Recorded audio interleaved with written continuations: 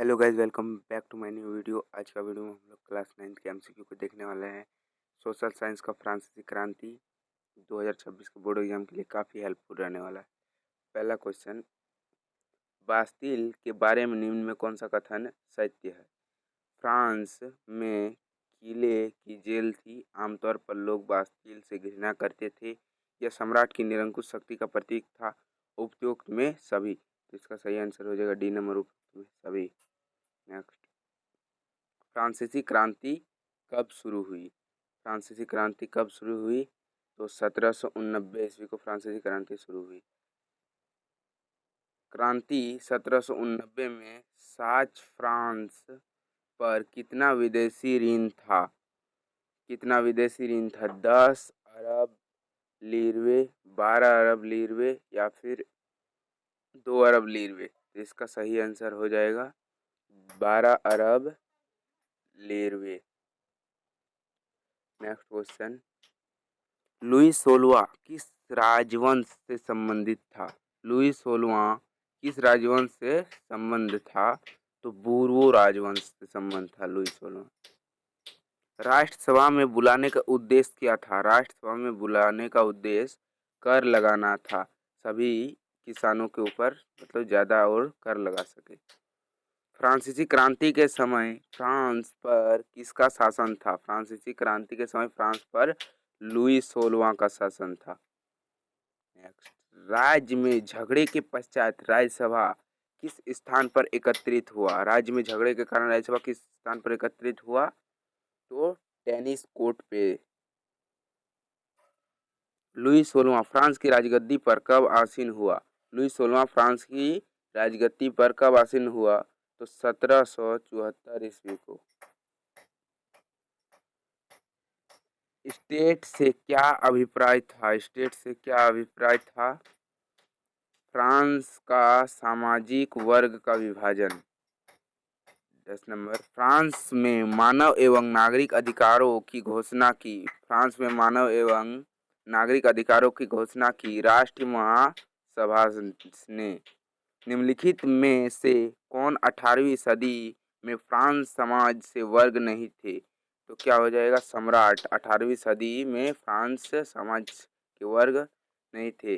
Bastille का पतन कब हुआ? बास्तिल का पतन 15 जुलाई 1789 को हुआ।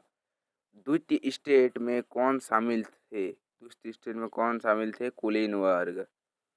पेरिस तथा देश के देहाती क्षेत्रों में अधिकांश लोग संघर्ष क्यों करते थे?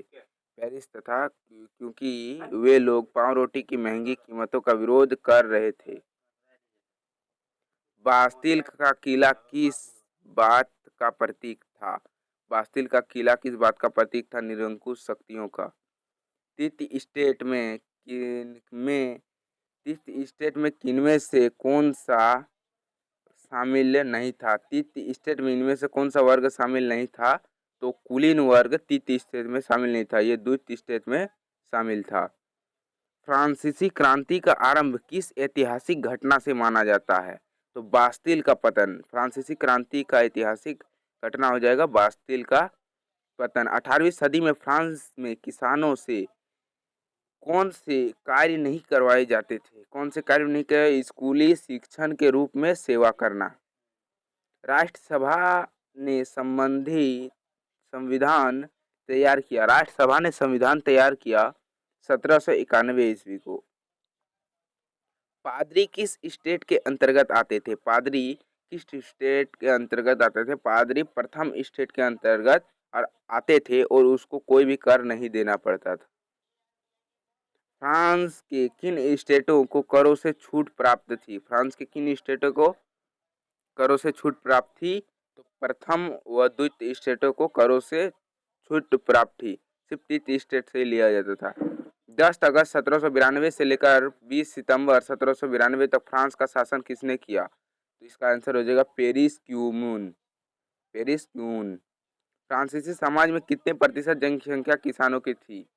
90% जनसंख्या किसानों की थी।